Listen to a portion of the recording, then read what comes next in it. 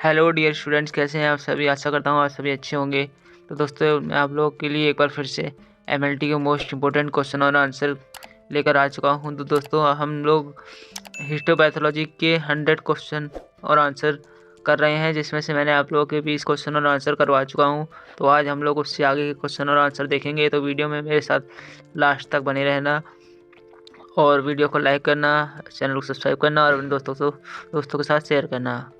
तो देखते हैं हम क्वेश्चन नंबर 21 क्या है। क्वेश्चन नंबर 21 है, what is the role of immunofluorescence in renal histopathology. जो रीनल हिस्टोपैथोलॉजी में इम्यूनोफ्लोरेसेंस का क्या काम है। तो इसका आंसर है, immunofluorescence is used to detect immuno complex deposition in renal tissue and adding in the diagnosis of glomerular disease. ये कह रहा है कि रीनल टिश्यूज़ में जो डिपोजिशन होता है उसकी इम्यून कॉम्प्लेक्स को डिटेक्ट करता है और ग्लोमेरुलर डिजीज़ की डायग्नोसिस को ये ऐड करता है। क्वेश्चन नंबर 22 है, what are the gastrointestinal biopsy analysed for the disease like coeliac disease. तो पूछा गया है कि सेलिएक डिजीज़ के लिए जो गैस्ट्रोइंटेस्टाइनल बायोप्सी किस तरह यूज़ की जाती है, कैसे एनालाइज करता है, ये पूछा है। आंसर है, gastrointestinal biopsy are examined for the villous atrophy and intra epithelial lymphocytes to diagnose coeliac disease. तो ये कह रहा है कि वाइलियस एट्रोफी के लिए जो इसका एग्जामिनेशन होता है और ये इंट्रा एपिथेलियल जो लिम्फोसाइट्स होता है उनको डायग्नोस करने के लिए इसका यूज किया जाता है। क्वेश्चन नंबर 23 है, what are the histological feature of Alzheimer's disease.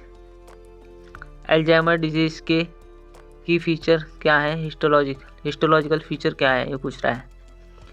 तो Alzheimer disease is the characterised by the presence of beta amyloid plaque and neurofibrillary tangle in the brain. तो दोस्तों, आपको पता होना चाहिए अल्जाइमर डिजीज़ एक ब्रेन डिजीज़ होता है। ये बीटा हेमोलाइट प्लेग की प्रेजेंस को कैरेक्टराइज करता है और न्यूरोफिब्रिलरी टैंगल्स जो होते हैं ब्रेन के अंदर उनको कैरेक्टराइज करता है। क्वेश्चन नंबर 24 है, what is the main staining technique use to visualise connective tissue fibres. Connective tissue fibre को विजुलाइज करने के लिए कौन सी मेन स्टेनिंग टेक्निक होती है। Answer is Masson's trichrome staining is commonly use to visualise collagen and other connective tissue fibre. जो Masson's trichrome staining होती है उसका यूज हम कनेक्टिव टिश्यू फाइबर्स के लिए और अदर कोलेजन और अदर कनेक्टिव टिश्यू होता है उनको विजुलाइज करने के लिए यूज करते हैं। क्वेश्चन नंबर 25 है, how is the bone biopsy analysed in histopathology. Histopathology के अंदर बोन बायोप्सी को किस तरह एनालाइज किया जाता है या कैसे एनालाइज करेंगे। आंसर है, bone biopsy are examined for the bone architecture, mineralisation and presence of tumour और इन्फेक्शंस। मिनरलाइजेशन और बोन आर्किटेक्चर के लिए बोन बायोप्सी का यूज किया जाता है और ट्यूमर इन्फेक्शंस की प्रेजेंस को देखने के लिए इसका यूज किया जाता है। क्वेश्चन नंबर 26 है, what is the importance of margin assessment in surgical pathology. Surgical pathology के अंदर मार्जिन असेसमेंट की क्या इम्पोर्टेंस है, ये पूछ रहा है।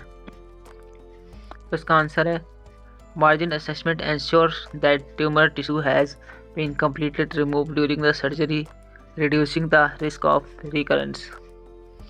ये बोल रहा है कि मार्जिन असेसमेंट ये एंश्योर करता है, ये शो करता है कि ट्यूमर टिश्यू से कम्प्लीटली जो ट्यूमर ने कम्प्लीटली रिमूव हुआ है या नहीं हुआ है, इसके रिवर्स आने के चांस है या नहीं है, इसको कंफर्मेशन मार्जिन असेसमेंट करता है। क्वेश्चन नंबर 27 है, what is a granuloma and in what disease is it commonly seen. Granuloma क्या है और कौन सी डिजीज इसमें देखी जाती है। तो आंसर है, granuloma is a collection of immune cells and it is often seen in tuberculosis, sarcoidosis and foreign body reactions. तो ये एक इम्यून सेल्स का कलेक्शन है, इसको ये कह सकते हो, और ये ट्यूबरक्लोसिस में, स्कॉर्डोसिस में और कुछ बॉडी से पार्ट्स एंटीजन एंटर करते हैं या कुछ भी इन्फेक्शन कॉज करता है उस चीज़ को सीन करता है। क्वेश्चन नंबर 28 है, what are the key feature of melanoma on histopathology? Answer है melanoma is a type of skin cancer arising from pigment producing cells, जिसको मेलिनोसाइट्स कहते हैं। एंड इसके की फीचर हैं जो जिसमें एटिपिकल मोल्स, जिसको मसा हो जाता है, और इरेगुलर पिगमेंटेशन हो जाती है या एसिम्प्टोमेट्रिकल बॉर्डर्स। ये एक टाइप का स्किन कैंसर है जो कि पिगमेंट प्रोड्यूसिंग सेल्स प्रोड्यूस करता है, जिसको मेलिनोसाइट सेल्स भी कहते हैं। और इसके जो कि ये सिम्टम देखने को मिलते हैं, मोल मस्से हो जाते हैं, बॉडी में कहीं पिगमेंटेशन हो जाती है, जिस और आर्कटेक ये कोई बॉडी में कोई लीजन या घाव वगैरह तो नहीं है, इस तरह की फीचर होते हैं। क्वेश्चन नंबर 29 है, how is the liver biopsy use to diagnose liver disease? Liver disease की डायग्नोस के लिए लीवर बायोप्सी का क्या यूज होता है? Liver biopsy provide a tissue sample for diagnosing condition है like hepatitis, cirrhosis and fatty liver disease. Liver biopsy एक tissue sample provide कराता है जो लीवर डिजीज़ की डायग्नोसिस के लिए हेल्प करता है। जैसे हेपेटाइटिस की कंडीशन में लीवर बायोप्सी की जाती है, लीवर सिरोसिस हो जाता है उसमें लीवर बायोप्सी का यूज़ किया जाता है। अगर फैटी लीवर की कंडीशन आती है तो इस कंडीशन में हम लीवर बायोप्सी करते हैं। क्वेश्चन नंबर 30 है, what is the difference between dysplasia and metaplasia in histopathology? Histopathology के अंदर डायप्लेसिया और मेटाप्लेसिया में क्या अंतर है, ये पूछा गया है। आंसर है डायप्लेसिया इज एबनॉर्मल ग्रोथ। डायप्लेसिया एक एबनॉर्मल ग्रोथ है जो बॉडी में हो जाती है, कहीं कोई लीजन वगैरह हो जाता है। वहीं जो मेटाप्लेसिया होती है ये conversion of the one cell type into another type, यानी कि किसी अदर सेल्स में कोई कन्वर्जन हो जाता है तो उस कंडीशन को मेटाप्लेसिया कहते हैं। जो कि किसी इंजरी अगर हो जाती है, इंजरी के थ्रू एक सेल से दूसरे सेल में अगर इन्फेक्शन या बॉडी कोई लीजन हो जाता है उस कंडीशन को मेटाप्लेसिया कहते हैं। क्वेश्चन नंबर 31 है, what is the significance of Ki-67 index in a cancer histopathology? Cancer histopathology के अंदर Ki-67 एक इंडेक्स होता है, उसका क्या सिग्निफिकेंस या क्या काम होता है? आंसर है Ki-67 इंडेक्स मेजर करता है proliferation rate of the cancer cells and determine the tumour aggressiveness. ये इंडेक्स प्रोलिफरेशन रेट को मेजर करता है, कैंसर सेल का जो प्रोलिफरेशन रेट होता है, और डिटरमाइन करता है कि ट्यूमर जो होता है बॉडी के अंदर कितनी मात्रा में बॉडी में है या कम ज़्यादा, उस इंडेक्स से हमें हेल्प मिलती है। तो आंसर है क्वेश्चन नंबर 32 है, what is the role of HER2 dose new testing in a breast cancer histopathology? Breast cancer के अंदर HER2 एक टेस्ट होता है, उसका क्या रोल होता है? तो सबसे पहले HER2 के बारे में बताऊं तो इसकी फुल फॉर्म जो होती है human epidermal growth factor receptor 2, इसके ये होता है। और HER2 एक टेस्ट है जो आइडेंटिफाई करता है ब्रेस्ट कैंसर है या नहीं है। ये ओवर एक्सप्रेस ब्रेस्ट कैंसर को आइडेंटिफाई करता है, और ये जो HER2 प्रोटीन को ओवर एक्सप्रेस करता है, दिखाता है, which can be target with a specific therapy. ये एक स्पेसिफिक थेरेपी के द्वारा किया जाता है। जो कि क्वेश्चन नंबर 33 है, what are the histopathological characteristics of inflammatory bowel disease? Inflammatory bowel disease के क्या कैरेक्टरिस्टिक फीचर हैं?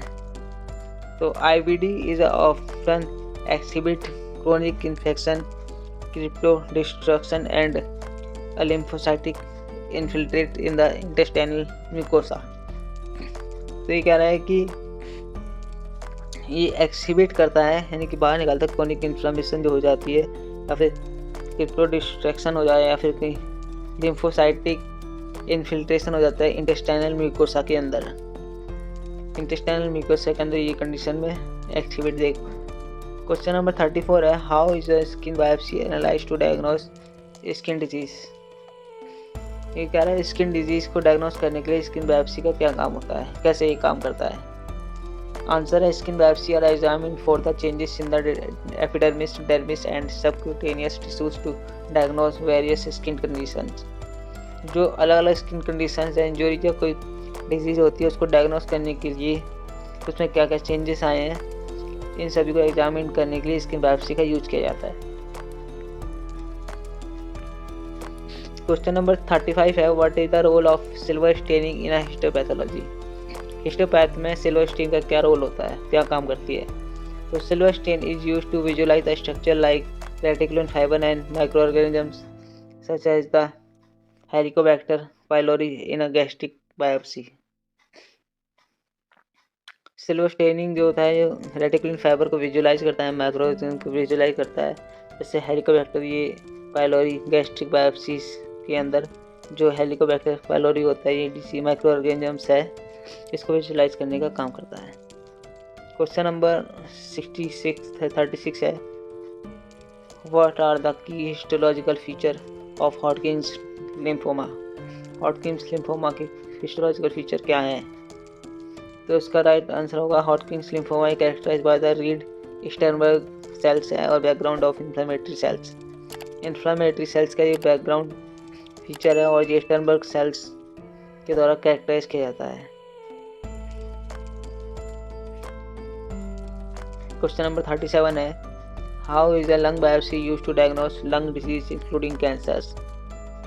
जो लंग कैंसर के अंदर लंग बायोप्सी का क्या यूज किया जाता है, किस तरह डायग्नोस करने के लिए इसका यूज है। आंसर है lung biopsy provide a tissue sample for diagnosing condition like a lung cancer, intestinal lung disease and infections. Lung disease के अंदर कोई इन्फेक्शन हो जाता है या कोई लंग कैंसर हो जाता है, उसको ये सैंपल। तो दोस्तों ये थी हमारी आज की वीडियो। आपको वीडियो कैसी लगी, अगर वीडियो अच्छी लगी हो तो वीडियो को लाइक करना, अपने दोस्तों के साथ शेयर करना और हमारे चैनल को सब्सक्राइब करना। मिलते हैं अगली वीडियो में, धन्यवाद। ले रहे हैं जो कि लिविंग कंडीशन में पर्सन है वो कंडीशन कहती है। ये डिफरेंट टर्म है, ये आपको याद होनी चाहिए। क्वेश्चन नंबर 38 है, what is the role of the antigen NOR staining technique in histopathology. Histopathology के अंदर एंटीजन NOR स्टेनिंग का क्या काम है। तो AGR NOR technique can be used to access the proliferative activity of the cells and sometimes used in a cancer diagnosis. After silver staining, NOR can be easily identified as a black dots exclusively localized throughout the nuclear area.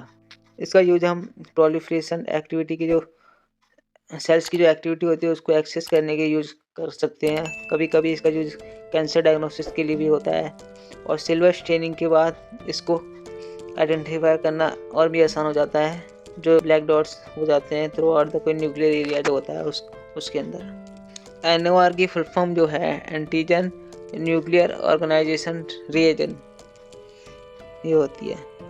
Question number 39 है, what is the histopathological hallmark of multiple myeloma.